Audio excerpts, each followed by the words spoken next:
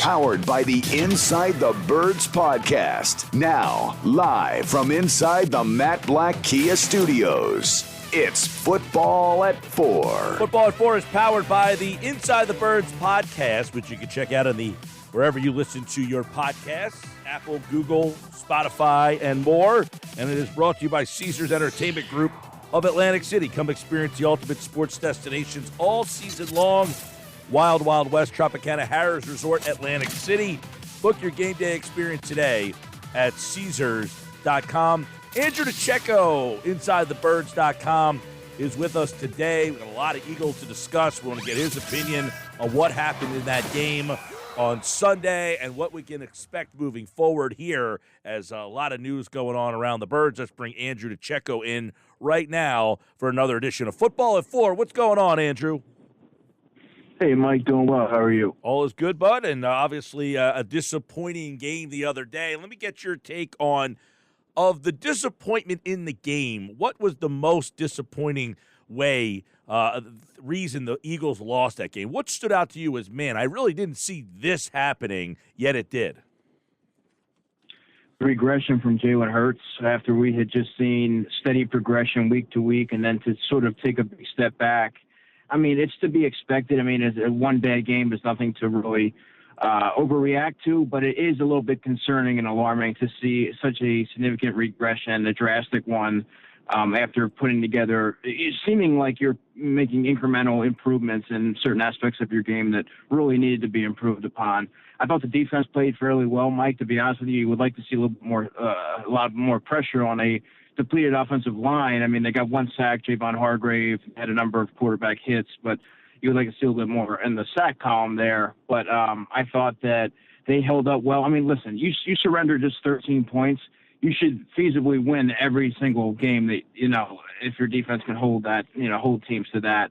And then obviously the receiving core was something that I mentioned on your show last week. I thought that if teams got rid of, found a way to eliminate Devontae Smith and Dallas Goedert, you were really going to see the Eagles struggle to move the football through the air because they do not have a competent arsenal of players besides them.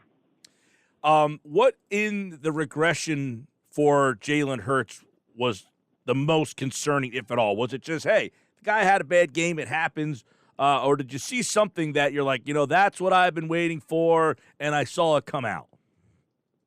A little skittish in the pocket. I thought that he still was not letting routes develop. I thought that, the Giants had a couple good hits on him early on.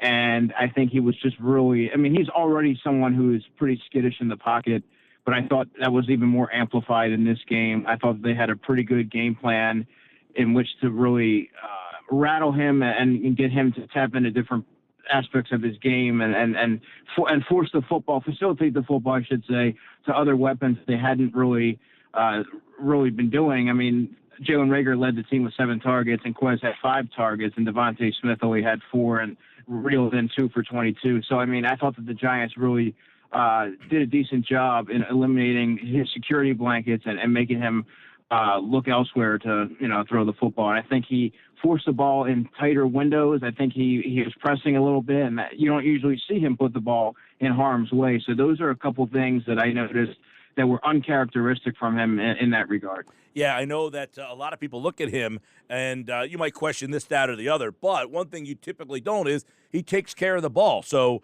the decisions that he made, some of them, especially the one at the end of the half, that was the most head-scratching one of them all. And you're hoping that this we don't start to see that become a trend.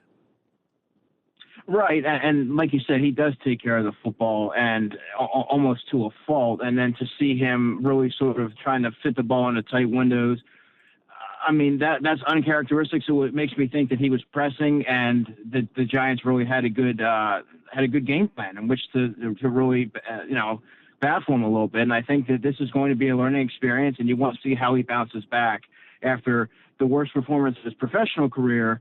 And, he's someone that always will, he holds himself accountable.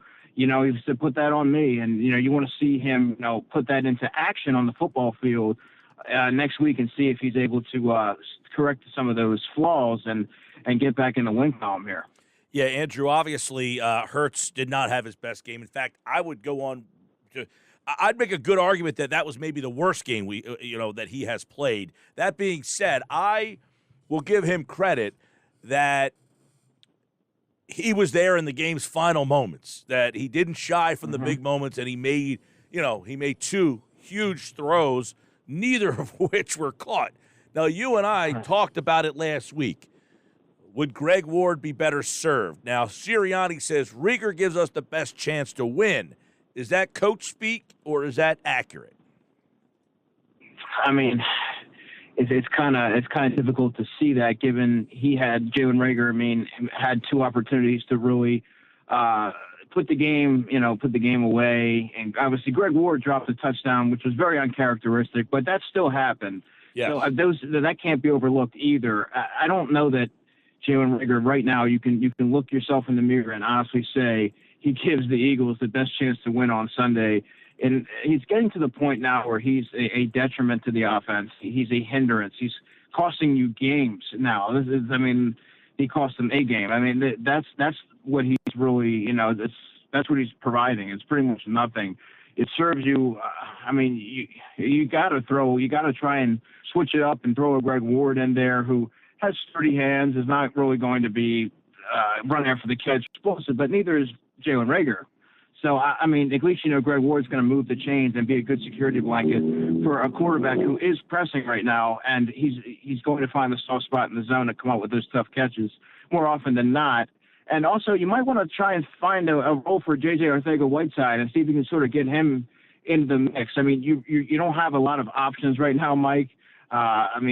You have John Hightower on the practice squad, but he's not really a long-term solution. I don't know that he's going to provide any more of a boost to the offense than Jalen Rieger would at this point.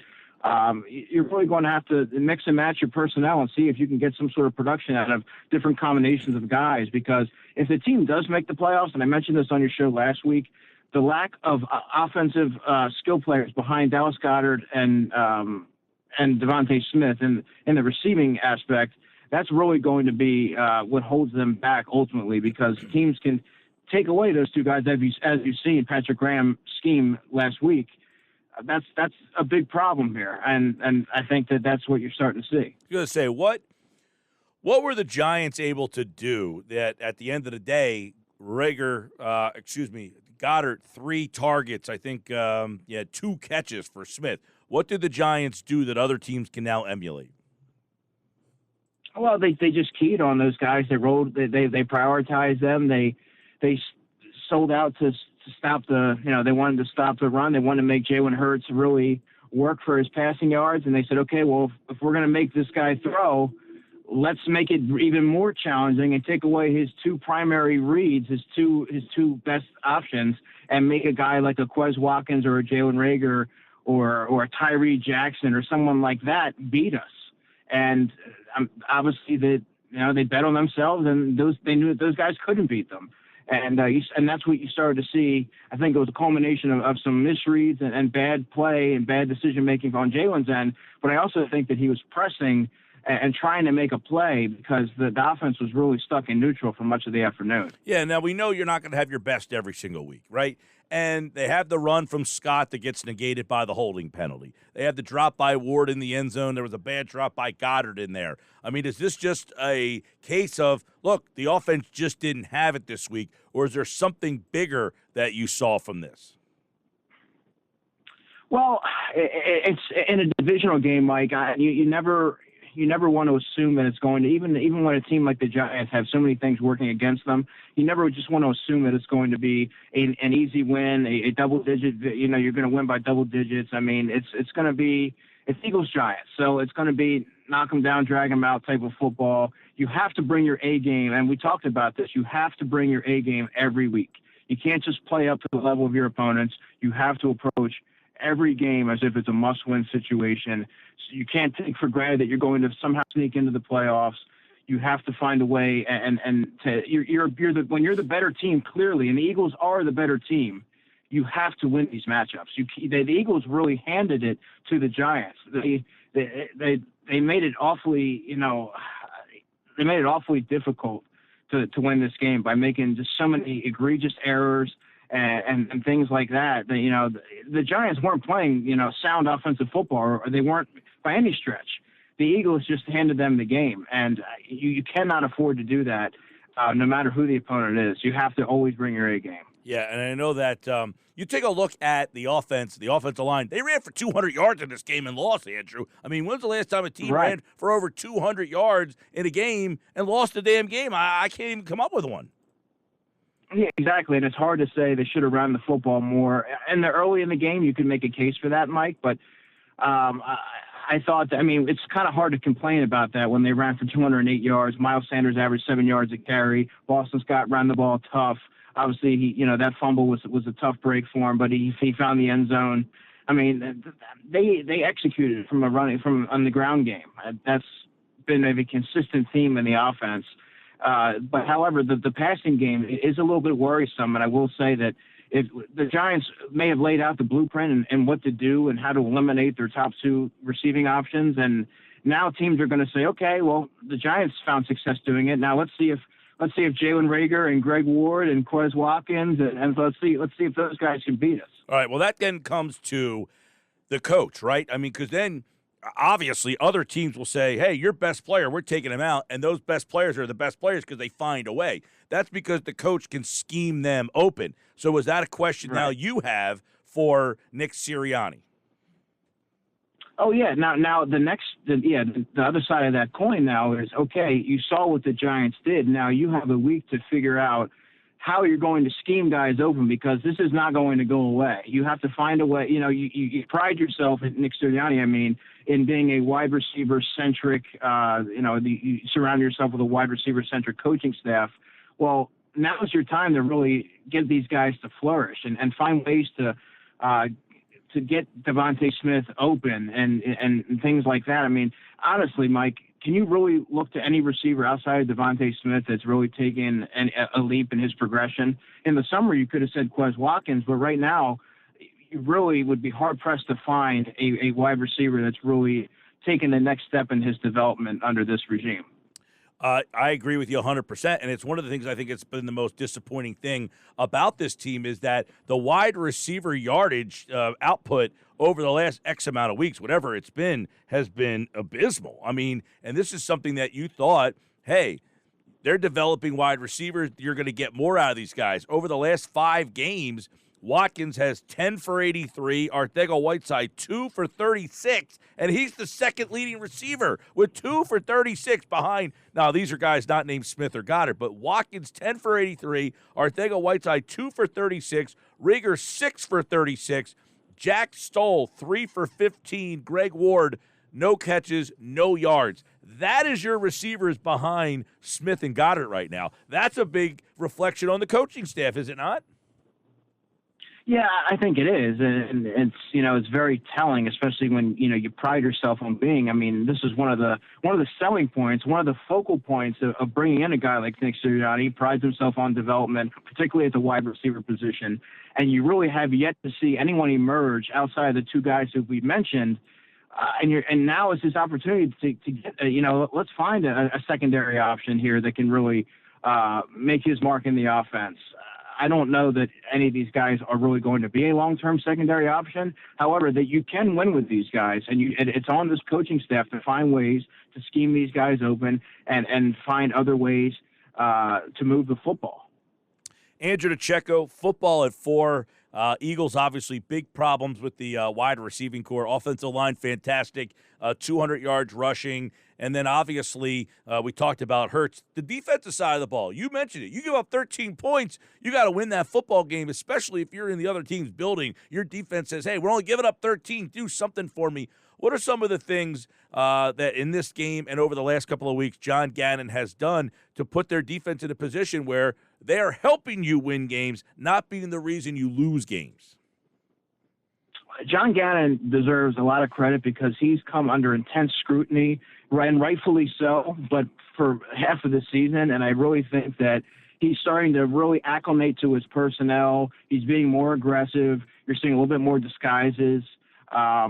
I really do think that he's found a pretty decent rotation that he's comfortable with, in as far as the defensive line and defensive backs. Really, they have a number of defensive backs. You're seeing him really get guys like Marcus Epps more involved. I think he really likes what he brings to the table from a skill set standpoint.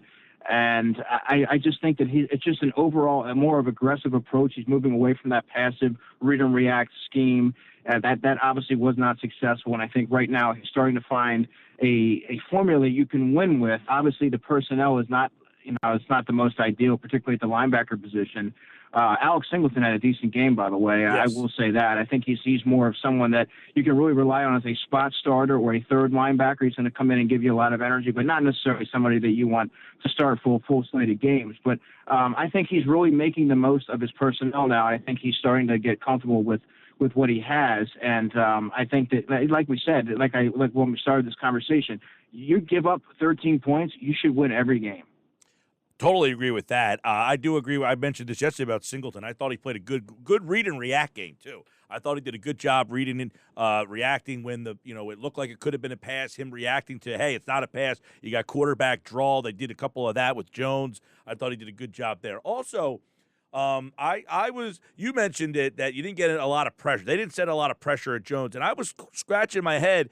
The defense didn't play bad, but I thought the defense in this game helps you get a turnover, an interception because you're in his face. You cause him to. That was what I was disappointed with the game plan defensively. I don't think the defense played a bad game, but I was hoping for more pressure so that you have a quarterback that you could turn over.